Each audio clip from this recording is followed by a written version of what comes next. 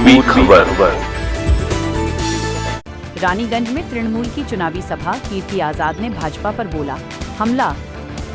रानीगंज पश्चिम बंगाल विधानसभा चुनाव के प्रचार के तहत मंगलवार को अमृत कुंज आश्रम के पास आयोजित एक विशाल चुनावी जनसभा में तृणमूल कांग्रेस ने भाजपा पर तीखा हमला बोला। सभा को संबोधित करते हुए बर्दवान दुर्गापुर के सांसद कीर्ति आजाद और तृणमूल प्रत्याशी कालोबरन मंडल ने भाजपा की नीतियों को जनविरोधी और खोखला बताया। कीर्ति आजाद ने कहा कि भाजपा केवल झूठे वादे करती है और बंगाल की जनता मुख्यमंत्री ममता बनर्जी के साथ है, जिससे भाजपा की हार निश्चित है। वहीं कालोबरन मंडल ने महिला सुरक्षा के मुद्दे पर भाजपा को घेरते हुए कहा कि विपक्षी दल का असली चेहरा जनता के सामने आ चुका है और राज्य में महिलाएं केवल तृणमूल शासन में ही सुरक्षित हैं।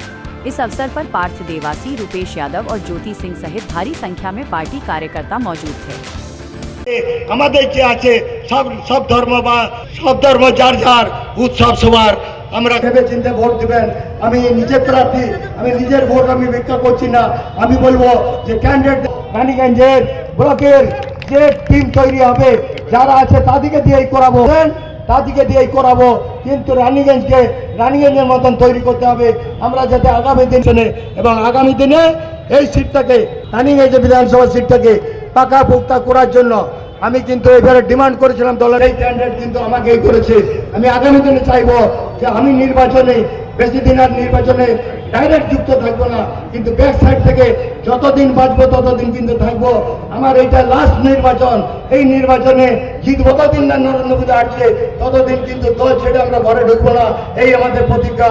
এবং আগামী দিনে আমরা চাই আমাদের নতুন নেতা তৈরি হোক, তাহলে পরে দল আগে বানি চলে গেলেন 75 বছর চলছে, প্রায় হয়তো 76 চলছে, তো এখন কতদিন থাকবে ভগবান জানে। ট্রাম্পের পায়ের নিচে বসবে, ভারতবর্ষকে বুলডোজার চালাবার চেষ্টা করবে, ট্রাম্পের পায়ের নিচে বসবে, ওটা তো ওদের পছন্দ লাগে।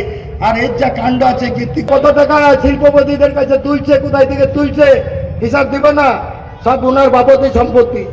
আজকে ভারতবর্ষ 140 কোটি মানুষ কিন্তু দুঃখী থাকবে আগামী দিনে, কিন্তু সেই শেষ করছি। জয় হিন্দ, বন্দে মাতরম, तृणमूल कांग्रेस जिंदाबाद, ममता बनर्जी जिंदाबाद, अभिषेक बंदोपाध्याय जिंदाबाद। लोगों से बोल रहे हैं, लोगों के मन में ये बीजेपी वाला बहुत प्रयास कर रहा है, लेकिन बीजेपी को समझना चाहिए कि बंगाल में रहने वाला प्रत्येक व्यक्ति, हिंदुस्तान के किसी कोने से आया हुआ, सबके दिल में बसती और रहती हैं ममता बंदोपाध्याय, जिन्होंने काम करके दिखाया है। ये मोदी की तरह जुमले नहीं छोड़े हैं, क्योंकि ये भारतीय जुमला पार्टी के सरगनाओं के बॉस हैं नरेंद्र मोदी, और उनका सेनापति है अमित शाह, जो केवल आना, झूठ बोलना, बरगलाना, इसके अलावा कुछ नहीं किया।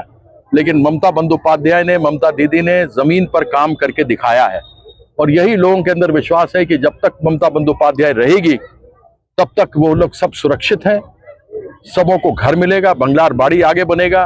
केंद्र सरकार ने 2 लाख करोड़ रुपया हमारा नहीं दिया, रोक के रखा, लेकिन 100 दिन मजदूरी करने वालों को पैसा मिला।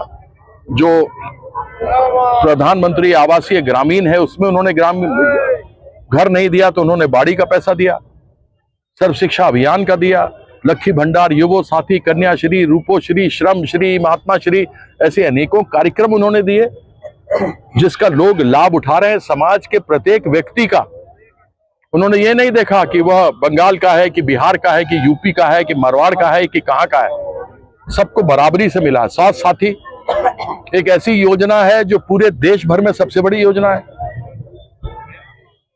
बीजेपी चलाती है, कौन सा तो अभियान चलाती है मालूम नहीं, उसमें किसी के पास अगर साइकिल भी होगा, किसी के पास मोबाइल भी होगा, टेलीफोन फोन भी होगा, तो उसको टीवी तो बहुत बड़ा बात हो गया, उसमें अगर होगा आरोग्य कुछ करके है उसका, उसमें लोग को कुछ नहीं मिलता है। लेकिन यहाँ है, तुम्हारे पास घर है, गाड़ी है, नहीं है, कोई फर्क नहीं पड़ता है, प्रत्येक व्यक्ति को डायरेक्ट ट्रांसफर होता है पैसा स्वास्थ्य में।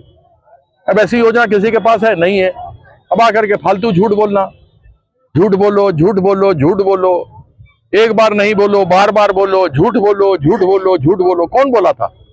कौन बोला था? कौन बोला था? आप लोग तो सुना होगा, ये मोदी बोला। वो जब खुद सामने आकर के ये बात बोलता है तो फिर किसी को और कहने की क्या जरूरत है? इसे लोग समझ रही है, जानती है, और ममता बंदोपाध्याय का तृणमूल कांग्रेस 250 से ज्यादा सीट लेकर आई। स्वामी विवेकानंद जी के महाराज के लिए योगी नहीं, ये तो वही इनके सुकांतो मजूमदार हैं। उन्होंने कहा था कि एक कंफ्यूज्ड लेफ्टिस्ट है स्वामी विवेकानंद जी।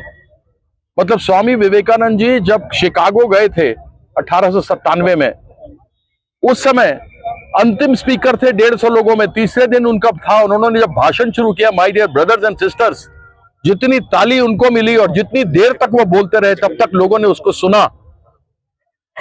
उनके बारे में इनका सुकांतो मजूमदार यही है ना, मंत्री हैं, उन्होंने कहा कंफ्यूज लेफ्टिस्ट, मतलब ये इनका अक्ल से ये पागल है और ये लेफ्टिस्ट है।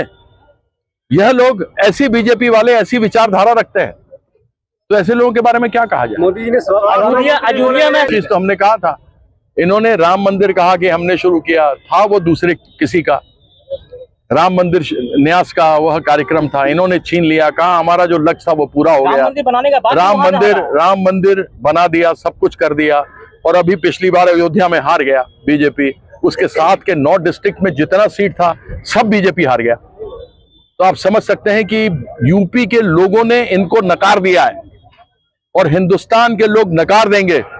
और मैं इतना बता देना चाहता हूं कि इस बार बहुत जबरदस्त विजय तृणमूल कांग्रेस की होगी और 2029 में ममता बंदोपाध्याय देश की प्रधानमंत्री बनेगी। हमारे चैनल को लाइक, शेयर, सब्सक्राइब करना ना भूलें और बेल आइकन को दबाना ना भूलें और देखते रहें पूर्वी खबर।